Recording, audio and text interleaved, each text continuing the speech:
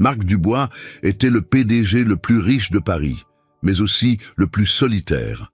Après le divorce dévastateur, ses jumelles de 5 ans, Emma et Sophie, étaient tout ce qui lui restait.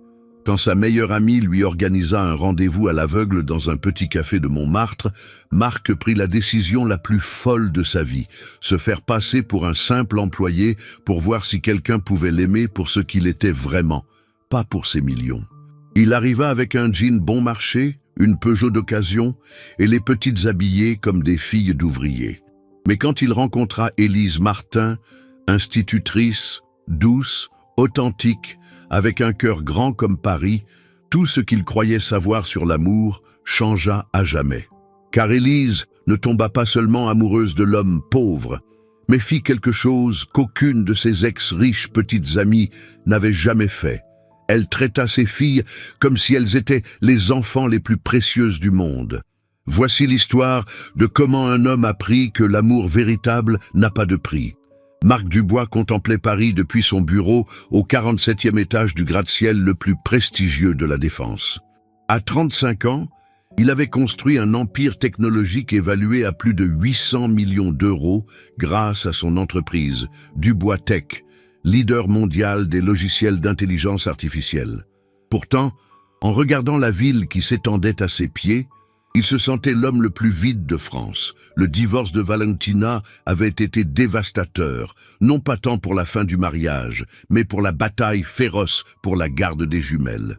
Emma et Sophie, âgées de 5 ans à peine, étaient devenues des pions dans une guerre qui avait révélé le pire côté des deux parents. Valentina, mannequin et mondaine parisienne, avait épousé Marc pour son statut et sa richesse. Quand ils s'étaient séparés, elle avait tenté de lui enlever les filles, non par amour maternel, mais par vengeance et pour obtenir la pension alimentaire la plus élevée possible. La bataille juridique avait duré 2 ans, coûtant à Marc des millions en frais d'avocat, mais surtout la confiance en l'amour.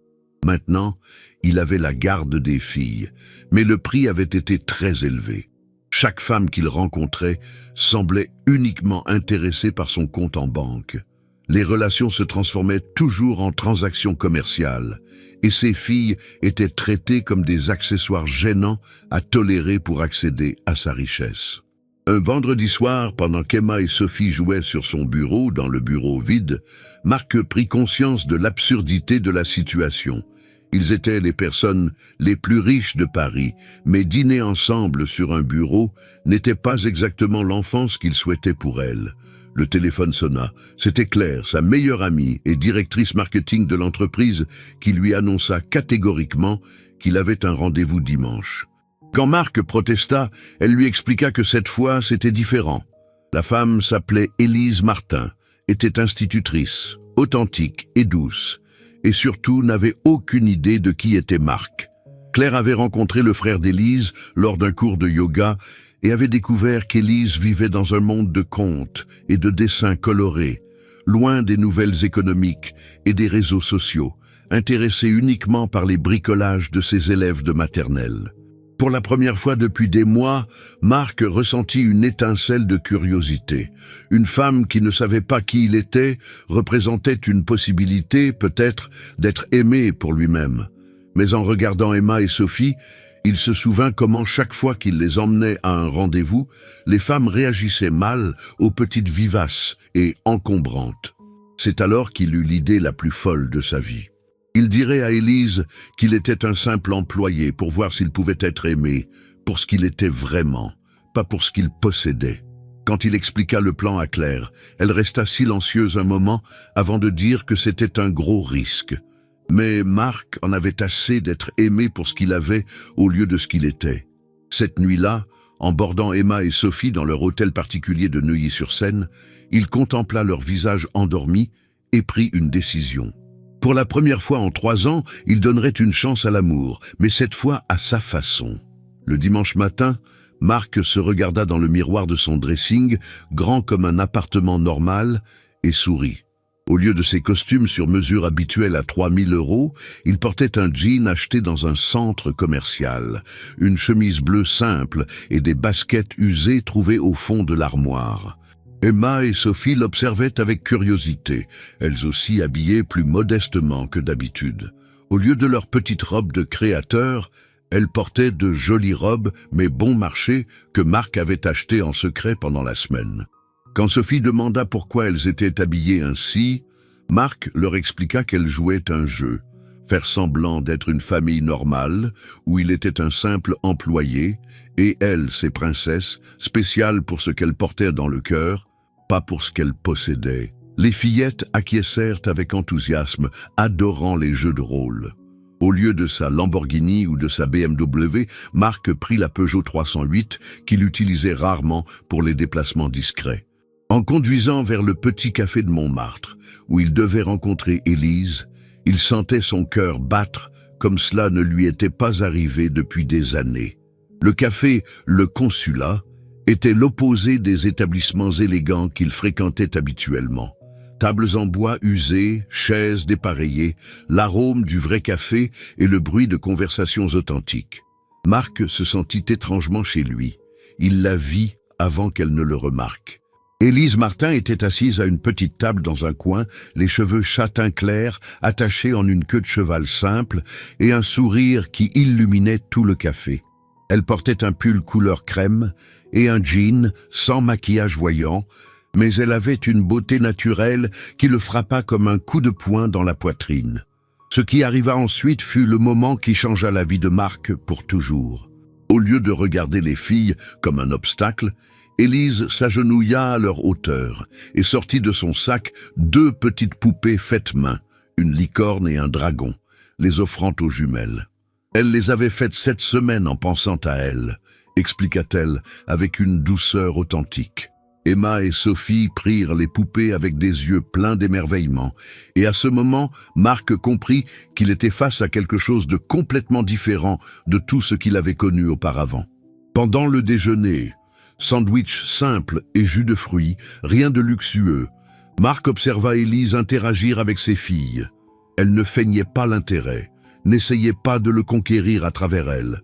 Elle les aimait simplement, naturellement, comme si elle les connaissait depuis toujours.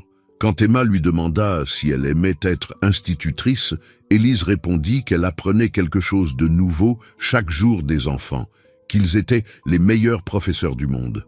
La question la plus touchante vint de Sophie, qui, avec la spontanéité typique des 5 ans, demanda à Élise pourquoi elle n'avait pas d'enfant à elle. Élise sourit avec une pointe de mélancolie, expliquant qu'elle n'avait pas encore trouvé le bon papa pour eux, mais quand elle le trouverait, elle espérait qu'il serait aussi bien que le leur. Marc sentit son cœur s'arrêter. Cette femme parlait de ses filles comme si elles étaient des trésors, pas des obstacles, et le regardait comme s'il était un héros, pas un distributeur automatique de billets. Quand Élise demanda quel était son travail, Marc respira profondément et mentit, lui disant qu'il était un simple employé dans une entreprise de technologie. Rien de spécial, ajouta-t-il, mais cela lui permettait de s'occuper de ses filles. Élise sourit et répondit qu'être un bon papa valait plus que n'importe quelle carrière. À ce moment-là, Marc Dubois, l'homme qui avait tout, comprit qu'il avait enfin trouvé quelqu'un qui pouvait lui donner ce qu'il n'avait jamais eu, l'amour véritable. Dans les semaines qui suivirent, Marc se retrouva à vivre une double vie de plus en plus complexe, mais incroyablement épanouissante. Le jour, il était le PDG impitoyable, qui dirigeait des réunions à plusieurs millions et prenait des décisions affectant des milliers d'employés. Le soir et les week-ends, il devenait Marc l'employé, l'homme simple dont Élise tombait amoureuse. Leur rendez-vous était l'opposé de tout ce qu'il avait connu auparavant. Promenade au jardin du Luxembourg avec Emma et Sophie qui couraient devant eux. Pizza à emporter manger sur les marches de Notre-Dame en regardant les touristes. Cinéma de quartier avec des films d'animation qui faisaient rire les filles et émouvoir Élise. Un soir, en se promenant le long de la Seine avec les filles endormies dans la poussette double qu'il avait achetée spécialement pour maintenir la comédie de la simplicité, Élise remarqua qu'elle n'avait jamais vu un papa aussi attentionné. Marc répondit que ses filles étaient tout pour lui et qu'après le divorce, il avait appris ce qui comptait vraiment. Quand Élise demanda des nouvelles de son ex-femme, Marc expliqua une version simplifiée de la vérité. Sa femme n'avait pas été prête pour la famille. Elle voulait d'autres choses, des choses plus glamour que les couches et les nuits blanches. Élise exprima de la peine, mais ajouta que la perte de cette femme avait été un gain pour les filles et pour elle. Le cœur de Marc fit un bond quand Élise, rougissant, avoua n'avoir jamais rencontré un homme qui la faisait se sentir ainsi.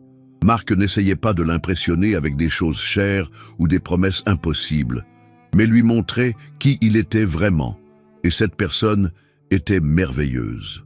Marc ressentit une pointe de culpabilité, mais quand Élise se pencha vers la poussette pour arranger les couvertures des filles avec une tendresse qu'il n'avait vue chez aucune autre femme, tous ses doutes s'évanouirent. Après avoir accompagné Élise à son petit appartement dans le 11e arrondissement, décoré avec goût mais sans luxe, Marc se retrouva face au plus grand dilemme de sa vie. Il tombait amoureux d'Élise et comprenait qu'elle aussi tombait amoureuse de l'employé Marc. Ses filles adoraient cette femme, qui les traitait comme des princesses sans savoir qu'elle l'était vraiment. Un soir, en bordant Emma, la fillette demanda si Élise pouvait devenir leur maman. Quand Marc demanda si cela lui plairait, Emma répondit avec enthousiasme que oui, parce qu'Élise les aimait vraiment et faisait toujours sourire papa. Sophie acquiesça depuis son lit, ajoutant qu'Élise faisait aussi des licornes en tissu. Cette nuit-là, dans son bureau, Marc appela Claire pour se confier. Élise était parfaite, trop parfaite, mais elle était amoureuse d'un homme qui n'existait pas. L'employé Marc, qui luttait pour joindre les deux bouts, mais était un papa merveilleux. Que se passerait-il quand elle découvrirait la vérité? Claire suggéra que peut-être le moment était venu de faire confiance. Si Élise l'aimait vraiment, la richesse ne changerait rien. Mais Marc craignait le contraire, que cela change tout. Dans son cœur, cependant, il connaissait déjà la réponse. Il avait trouvé l'amour de sa vie. Maintenant, il devait seulement décider s'il avait le courage de le lui révéler. 8 semaines s'étaient écoulées depuis le premier rendez-vous quand tout commença à se compliquer. Marc avait développé une routine parfaite pour maintenir sa double identité. Voiture bon marché garée loin de chez lui, vêtements normaux gardés dans un casier secret du garage, et excuses toujours prêtes pour expliquer pourquoi il ne pouvait jamais inviter Élise chez lui. Il avait menti en disant que le propriétaire faisait des travaux de rénovation et que tout était sans dessus-dessous. Élise avait accepté sans soupçon, comme elle acceptait tout ce qui concernait Marc, avec une confiance qui le faisait se sentir de plus en plus coupable. Mais les enfants sont imprévisibles. Pendant une promenade dominicale dans le centre, Sophie vit une Lamborghini garée sur les Champs-Élysées et s'exclama avec enthousiasme qu'elle était pareille à la voiture rouge de papa. Marc sentit son sang se glacer tandis qu'Élise se tournait vers lui avec une expression confuse, demandant s'il avait aussi une Lamborghini. Emma, plus rapide à comprendre la situation, sauva le moment en disant que papa avait une voiture rouge dans le jeu vidéo et Sophie avait confondu la réalité et le jeu. Élise rit, mais Marc remarqua que quelque chose avait changé dans ses yeux. Un petit doute, une question non formulée. La situation empira la semaine suivante quand Élise proposa d'accompagner Emma et Sophie à l'école pour rencontrer leurs institutrices. Marc balbutia que c'était une école très exclusive, puis se rendit compte qu'il avait dit la mauvaise chose. L'école que fréquentaient les filles était la plus prestigieuse de Paris, où allaient les enfants des PDG et des célébrités, avec des frais mensuels, coûtant plus que le salaire d'un employé normal. Il essaya de corriger en disant qu'elle avait une méthode particulière et ne permettait pas les visites extérieures. Mais Élise le regarda avec cette expression de confusion qu'il avait appris à redouter. Elle lui demanda si tout allait bien, parce que dernièrement elle le trouvait étrange. Le moment était venu, il ne pouvait plus continuer à mentir à la femme qu'il aimait. Dans le parc, pendant qu'Emma et Sophie jouaient assez loin pour ne pas entendre, Marc prit son courage à 2 mains. Il dit à Élise qu'il devait lui dire quelque chose d'important, et quand elle, effrayée, demanda s'il la quittait, il la rassura en expliquant que c'était le contraire. Respirant profondément, Marc avoua qu'il n'était pas ce qu'elle pensait. Il n'était pas un employé, mais le PDG de Dubois Tech. Élise le regarda en silence, puis éclata de rire, disant que Dubois-Tech était l'une des plus grandes entreprises de France et que le PDG était multimillionnaire, alors qu'ils avaient mangé des sandwichs à 3 € la semaine dernière. Quand Marc insista que tout était vrai, le sourire disparut du visage d'Élise. La confusion se transforma en choc quand il expliqua qu'il lui avait menti depuis le premier jour, se faisant passer pour pauvre pour voir si quelqu'un pouvait l'aimer pour ce qu'il était, pas pour ce qu'il avait. Élise se leva brusquement, incrédule. Marc essaya d'expliquer qu'il n'avait pas menti sur ses sentiments ou l'amour pour les filles, mais Élise commença à faire les 100 pas, réalisant que la maison en rénovation, la voiture modeste, les vêtements simples faisaient tous partie d'une fiction élaborée. Tu aimes cette histoire, ma quoi? Laisse un petit like et abonne-toi à la chaîne. Maintenant, reprenons la vidéo. Quand Élise demanda comment elle pouvait le croire maintenant, comment elle pouvait savoir ce qui était vrai et ce qui était fiction, Marc s'approcha, mais elle recula. Elle dit qu'elle avait besoin de temps pour réfléchir, que tout cela était trop. En la regardant s'éloigner avec Emma et Sophie qui couraient confuses vers papa, Marc comprit qu'il avait commis la plus grande erreur de sa vie. Il avait trouvé l'amour véritable et l'avait détruit avec ses mensonges. 3 jours passèrent sans qu'Élise réponde aux messages ou aux appels de Marc. 3 jours qui semblèrent 3 ans, pendant lesquels il n'arrivait pas à se concentrer sur le travail et avait perdu l'appétit. Emma et Sophie continuaient à demander des nouvelles d'Élise et ils ne savaient plus quoi répondre. Le soir du 3e jour, pendant un dîner silencieux dans leur hôtel particulier de Neuilly-sur-Seine, Emma demanda si Élise était fâchée contre elle. Marc les rassura en disant qu'Élise n'était jamais fâchée contre elle, mais contre lui. Quand Sophie demanda pourquoi, Marc dut trouver des mots simples pour expliquer que papa avait fait une erreur et devait maintenant trouver un moyen de la réparer. Le 4e jour arriva un appel qui bouleversa Marc. Le directeur de l'école d'Emma et Sophie l'informa qu'une femme s'était présentée en disant être la petite amie du père des filles, demandant à les récupérer. Ne l'ayant jamais vue auparavant, ils avaient refusé, mais elle insistait. Elle s'appelait Élise Martin. Marc quitta immédiatement la réunion et courut à l'école, conduisant la Lamborghini sans plus se soucier de cacher quoi que ce soit. Dans le parking, il trouva Élise assise dans sa petite Fiat, la tête entre les mains. Quand il s'approcha, Élise leva les yeux. Elle avait pleuré, mais ses yeux étaient déterminés. Elle lui dit qu'elle avait tout découvert. L'école coûtait autant que son salaire de 3 mois. Les institutrices savaient qu'il était le PDG de Dubois-Tech. Les filles leur avaient parlé de l'hôtel particulier, des vacances exotiques, de la nounou qui parlait 3 langues. Élise révéla qu'elle était aussi allée à son entreprise, où elle avait vu sa photo géante dans le hall avec l'inscription « Marc Dubois, fondateur et PDG, 35 ans, patrimoine estimé à 800 millions d'euros ». Mais ce qu'elle ne comprenait pas, c'était le pourquoi. Pourquoi mentir quand il aurait pu avoir n'importe quelle femme d'un claquement de doigts? Marc s'assit à côté d'elle et lui expliqua que toutes les femmes qu'il avait rencontrées ces 3 dernières années ne le voulaient que pour l'argent. Valentina l'avait épousé pour le statut social et après le divorce, chaque rendez-vous se transformait en audition pour devenir la prochaine épouse riche. Aucune ne regardait vraiment lui ou ses filles. Quand Claire lui avait parlé d'Élise, il avait vu une possibilité, rencontrer quelqu'un qui ne savait pas qui il était, qui le jugerait comme homme et père, pas d'après son compte en banque. Il avait décidé de se protéger et de protéger Emma et Sophie d'une autre femme qui ne les verrait que comme des obstacles. Élise se leva et marcha, expliquant ce qu'il lui avait fait. Elle était tombée amoureuse de l'employé qui luttait pour élever les filles, qui faisait des sacrifices pour elle, qui l'emmenait manger de la pizza sur les marches de Notre-Dame parce qu'il ne pouvait pas se permettre des restaurants chers. Elle était tombée amoureuse de son humilité et de sa simplicité. Quand Marc objecta qu'il était toujours le même homme, que la richesse ne changeait pas qui il était comme père, Élise s'arrêta et le regarda droit dans les yeux. La richesse ne changeait peut-être pas qui il était comme père, mais elle changeait qui il était comme homme. L'homme dont elle était tombée amoureuse ne lui aurait jamais menti.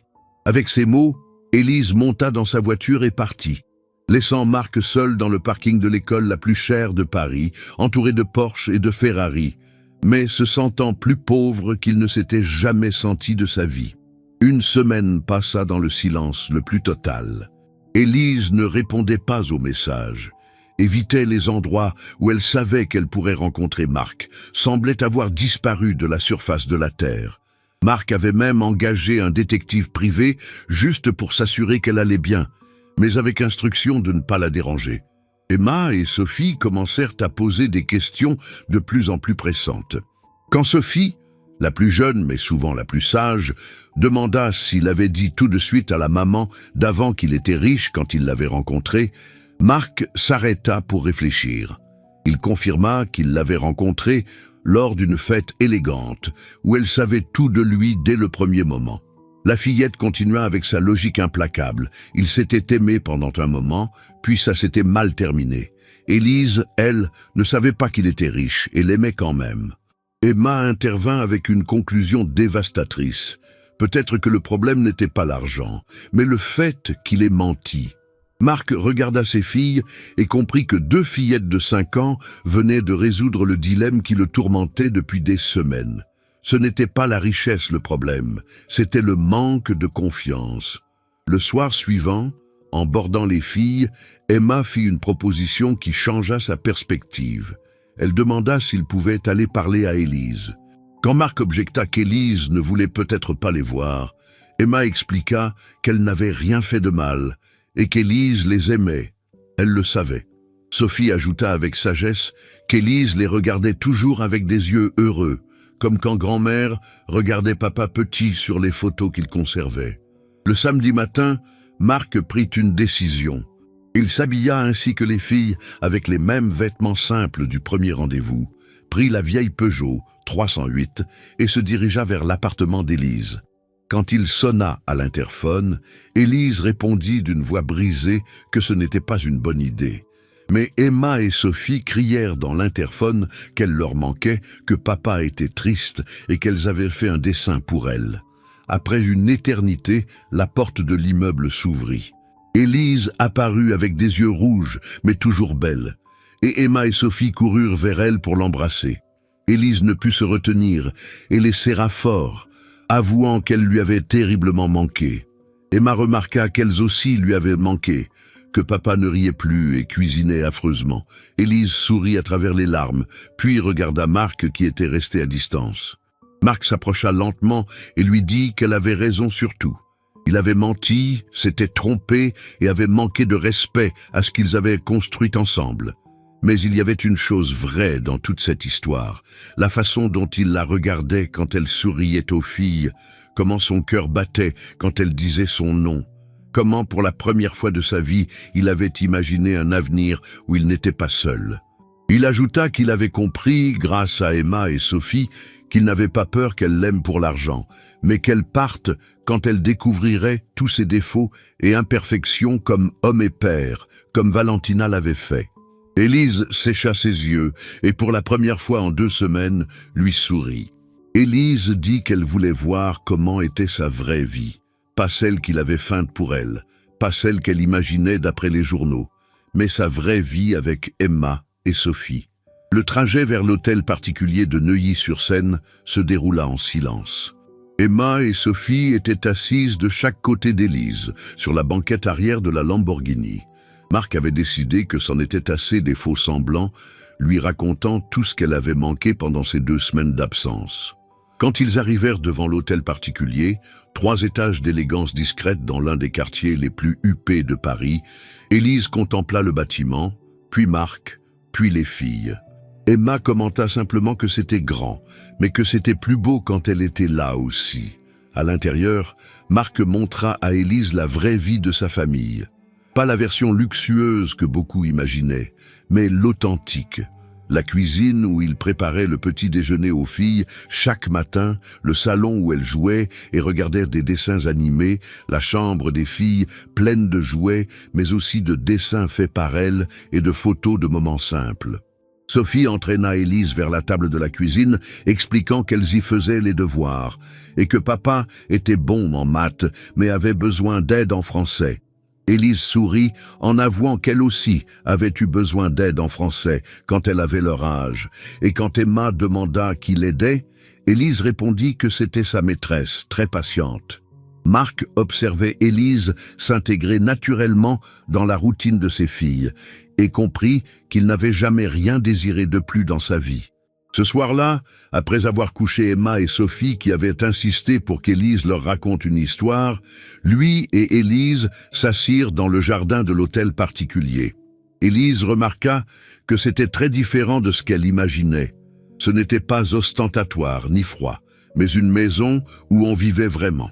Marc expliqua qu'après le divorce, il avait tout fait refaire, voulant qu'Emma et Sophie aient une maison, pas un musée. Élise lui posa alors une question directe. S'il elle avait été attirée par son argent, si elle lui avait dit qu'elle l'aimait mieux en sachant qu'il était riche, qu'aurait-il fait? Marc n'hésita pas. Il l'aurait salué et ne l'aurait plus jamais cherché. Même si elle avait été parfaite en tout le reste, surtout dans ce cas, parce qu'il aurait su que tout était joué. Élise acquiesça lentement, comprenant qu'il avait menti non par méchanceté, mais par peur. Marc confirma que la peur ne justifiait pas ce qu'il avait fait, mais Élise dit qu'au moins, cela l'expliquait. Puis, Élise souleva la question pratique. Elle était institutrice, avec un salaire de 1200 € par mois, vivait dans un studio. Sa voiture avait 15 ans et elle ne savait rien des dîners élégants, vacances exotiques ou vêtements de créateurs. Comment une relation entre eux pourrait-elle fonctionner? Marc prit ses mains et lui expliqua que depuis qu'il la connaissait, il n'était plus allé à des dîners élégants, ni parti en week-end coûteux. Les plus belles choses qu'il avait faites ces 2 derniers mois avaient été manger de la pizza sur les marches de Notre-Dame avec elle et les filles, et regarder Emma et Sophie jouer au parc pendant qu'ils parlaient. Quand Élise objecta qu'il était habitué à autre chose, Marc répondit qu'il était habitué à se sentir seul, alors que maintenant, il était habitué à sourire.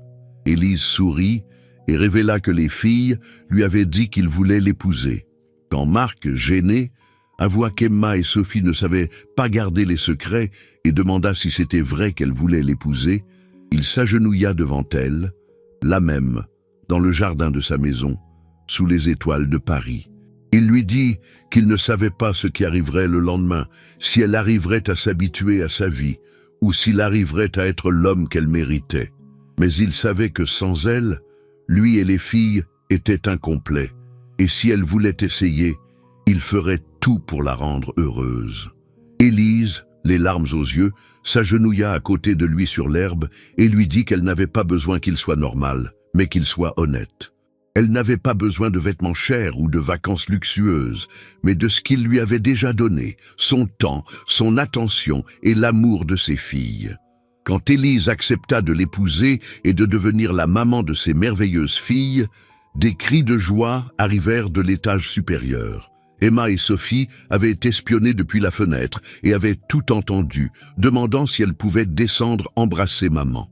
Marc et Élise éclatèrent de rire, et pour la première fois de sa vie, Marc se sentit vraiment riche. 1 an plus tard, l'hôtel particulier de Neuilly-sur-Seine était devenu méconnaissable, non par des changements dans la décoration, mais parce qu'il était rempli de la joie d'une famille complète. Élise avait gardé son travail d'institutrice malgré les 1000 propositions de Marc d'arrêter.